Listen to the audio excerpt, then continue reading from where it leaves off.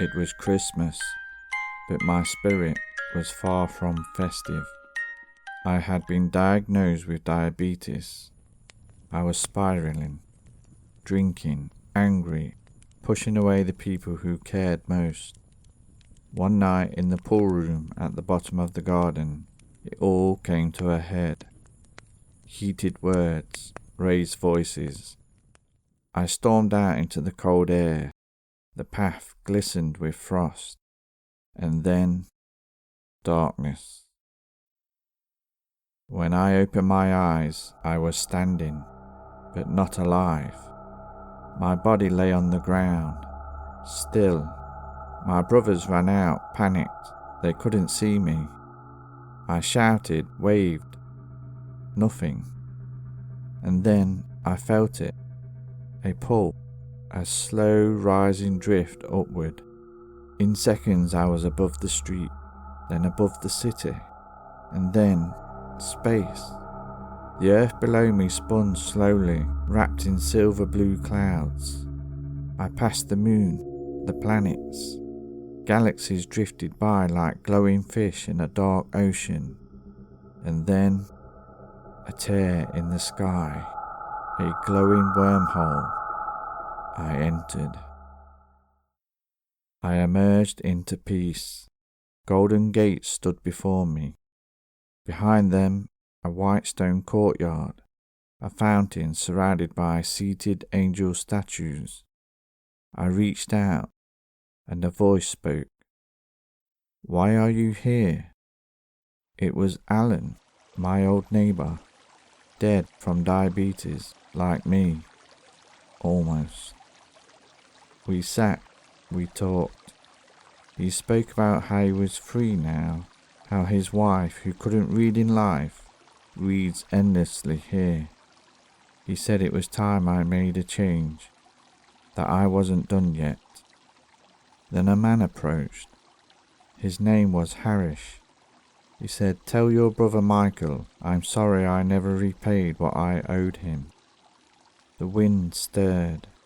Alan stood, gently pushed my back. "Time to go," he whispered. Then I was back. My body gasped, my eyes opened. My brothers were crying. They thought I was gone, but I had come back with something. The next morning I told them everything. When I told Michael about Harish, his face went pale. He had never told anyone about the debt. And in that moment I knew it wasn't a dream. It was a warning and a second chance. Some doors, once open, never fully close. I still feel it sometimes, like something or someone is watching, waiting for the next one. There's a journey we all take, eventually, but not everyone comes back to talk about it. For me, it began in 1995, on holiday in the Mediterranean. My brother and I swam out to anchored yachts, diving, laughing, the sun on our backs, but the sea has secrets. On the way back I got caught in an undercurrent. I remember the exhaustion, the panic, and then blackness.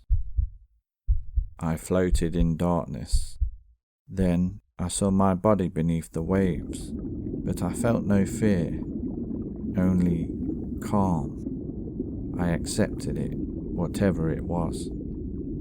A pull took me skyward, fast. The sea, the boats, the coast, all fell away. I was travelling above clouds, beyond sky, towards snow-covered mountains, and in a glade, tucked beneath the peaks, a cabin.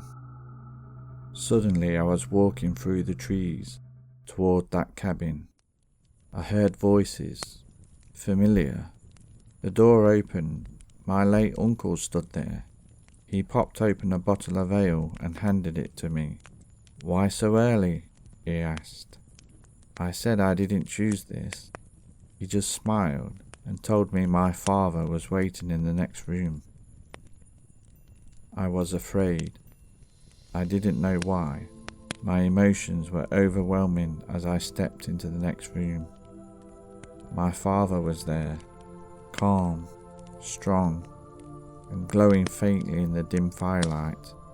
He placed his hand on my shoulder and then said something that shook me. "There's been a mistake.